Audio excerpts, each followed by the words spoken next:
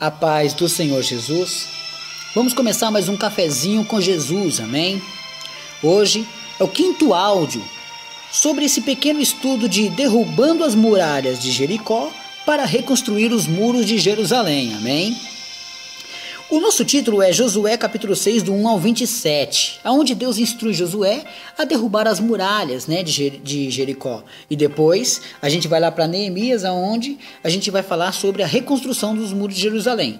Já estamos no quinto áudio, já falamos das quedas, já simbolizamos o Jerusalém é você, é seu corpo, a sua alma que está dentro do seu corpo, ela é simbolizando Raabe e necessita muito de Deus para que você possa ser purificado. Então tem que reconstruir seus muros para que você não seja atacado de novo, né? Ontem a gente leu Neemias 4:17. Podemos dar mais uma olhadinha? Vamos lá, só para relembrar um pouquinho. Neemias, capítulo 4 e verso 17, está escrito assim, ó: os que edificavam o muro e os que traziam as cargas e os que carregavam, cada um, com uma mão, fazia a obra e na outra mão tinha as armas. Quer dizer que com uma mão o cara estava ali mexendo a massa, levantando o bloco para construir o muro com uma mão e com a outra mão segurando as armas, a espada, né?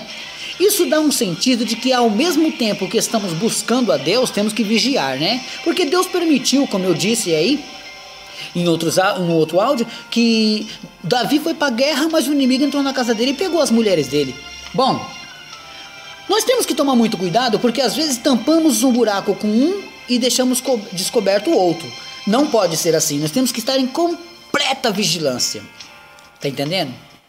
Veja que uma mão eles construíam e a outra mão não era fácil, né? Como é que faz para construir com uma mão só? Você precisa de duas mãos, um segura e outro joga a massa, mas eles construíam com uma mão e com a outra mão estavam armados, preparados para o que desse e viesse. Tá entendendo?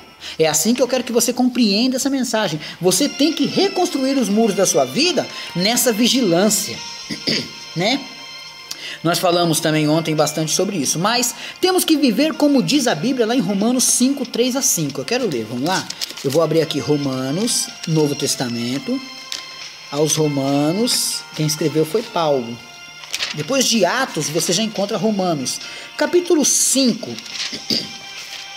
do 3 ao 5, diz assim, ó: e não somente isto, mas também nós gloriamos nas tribulações. Olha só como é que começa isso aqui. Eles estão se gloriando nas tribulações, sabendo que a tribulação produz a paciência, e a paciência produz a experiência, e a experiência produz o quê? A esperança, e a esperança não traz confusão, porquanto o amor de Deus está derramado em nossos corações, pelo Espírito Santo que nos foi dado. Mas eu quero que você compreenda isso bem, vamos lá. Uma coisa produz outra. Não adianta, você não vai comprar no supermercado um pacote de experiência, não se vende. Olha só, é necessário, você vai aprender em cada luta, em cada peleja, ó. E não somente isto, mas nós também gloriamos na tribulação. Por que a gente se gloria quando estamos sendo atribulados? Porque sabendo que a tribulação produz a paciência, não é verdade? A gente começa a ter paciência estando tribulado. E quem tem paciência, ganha nesse pacote a experiência. Esse homem já é experiente nessa luta. E ele sendo experiente, ele pode dizer que ele tem esperança, porque ele passou essa experiência porque ele tinha esperança em alguém. E essa esperança nunca traz confusão. Por quê? Porque o amor de Deus está derramado em nossos corações pelo Espírito Santo que nos foi dado. Portanto, tudo isso é válido para que você passe essa peleja. Entenderam até aqui? Isso é para construir esses muros, né? E quando estamos nessa fase de refazer o muro de proteção, podem nos xingar, acusar, mas temos que relutar contra essas coisas. Muitas das vezes você está vindo para Jesus, mas você quer agir com a sua própria força, com o seu próprio pensamento. Está errado. Tem que agir conforme a vontade de Cristo, não conforme a sua vontade. Quando o muro estava quase pronto, ele estava quase pronto e sem brecha nenhuma. Mas aí, olha só o que acontece. Estava quase pronto, sem brecha nenhuma, mas não tinha porta. Neemias 6:1. Vamos ver o que está lá em Neemias capítulo 6, verso 1. Voltando para Neemias de novo. Você tem que aprender a mexer com Bíblia, é muito importante. Quem não sabe ou quem não pode, amém. não há nenhum problema quanto a isso, mas eu vou te ajudando aqui. Eu vou ler para você. Neemias, capítulo 6, verso 1 diz assim, ó: sucedeu mais que, ouvindo Sambalate, Tobias, Gesem, o árabe e o resto dos seus inimigos, que eu tinha edificado o muro, tá vendo? O muro já estava pronto. E nele já não havia brecha, quer dizer, o muro estava pronto e não havia brecha, construído com uma mão apenas, né? Todos os trabalhadores estavam só com uma mão apenas, e a outra segurava a espada.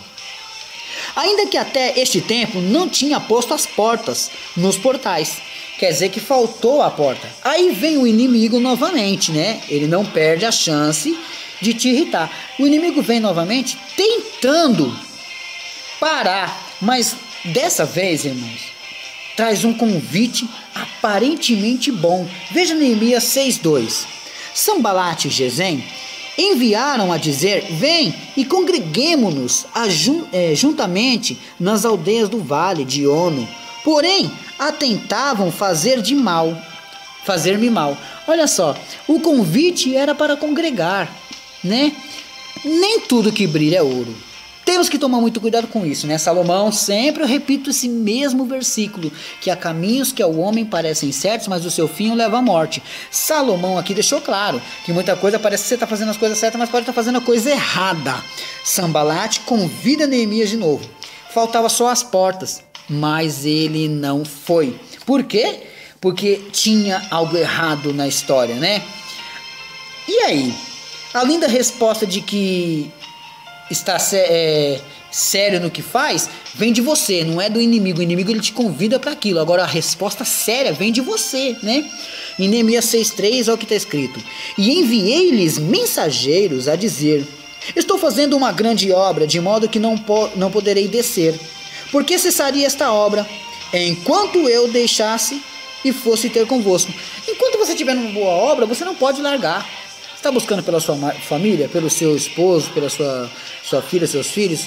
Não, irmão, irmã, você está numa boa obra, não se distraia com as coisas desse mundo, ainda que Sambalate espiritualmente venha te convidar para qualquer coisa que seja, não aceite. Tome cuidado.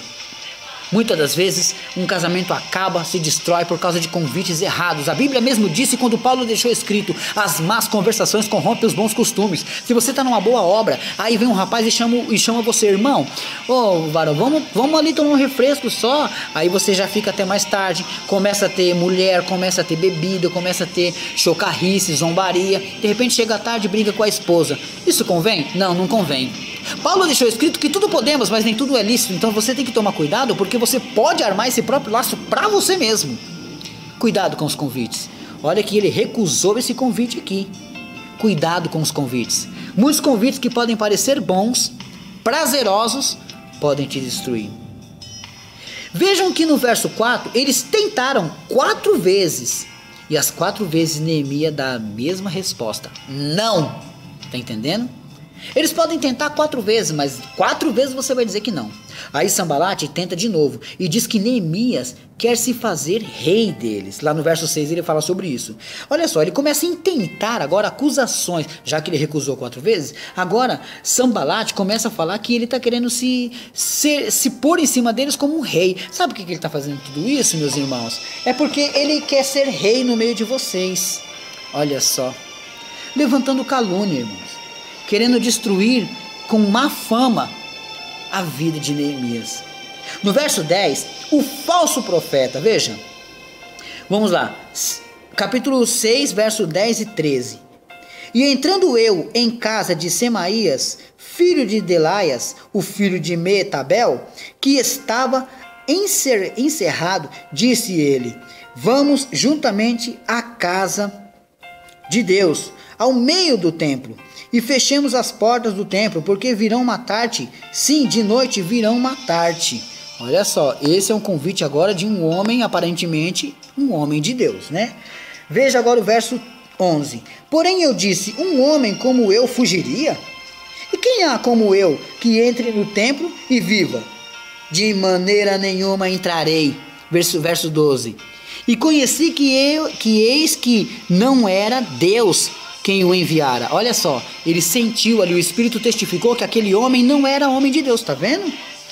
Mas esta profecia falou contra mim, porquanto Tobias e Sambalate o subornaram. Pronto. Irmãos, eles compraram um cristão praticamente, um homem de Deus, para fazer o convite. Olha só, irmãos, ele foi subornado para fazer um convite, para que eles matassem ele. Hoje, muitas pessoas podem estar sendo subornadas pelo diabo para destruir a sua vida. Então devemos pegar um pedaço de pau e ir até atrás deles? Não. Devemos fazer algum mal contra eles? Também não. Jesus mesmo disse assim, que se teu inimigo tiver fome, dá-lhe de comer. Se teu inimigo tiver sede, dá-lhe de beber. Não temos que fazer uso da nossa força. Amém? Agora veja o verso 13. Para isto subornaram, para me atemorizar, e para que eu assim fizesse e pecasse, para que tivesse alguma causa, a fim de me infamarem, e assim me vituperarem. Olha só, Deus deixou ali os olhos dele e os ouvidos dele aguçados para perceber as ações do maligno, né? Então aquele que anda com Deus, ele discerne todas as coisas, meus irmãos. Não adianta o inimigo tentar planejar nada contra a sua vida. Se você está em Deus, o inimigo não pode nada contra você.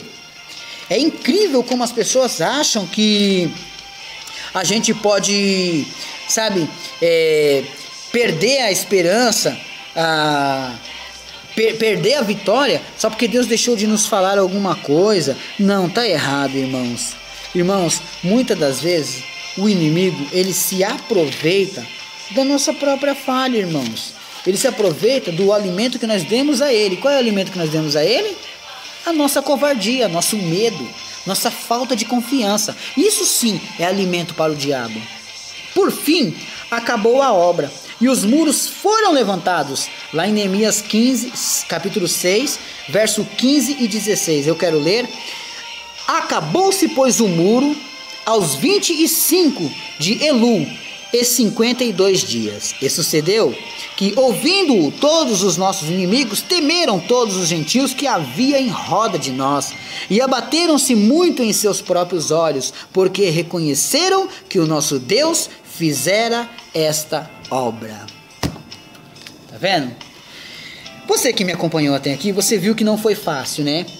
Derrubar as muralhas de Jericó não foi fácil.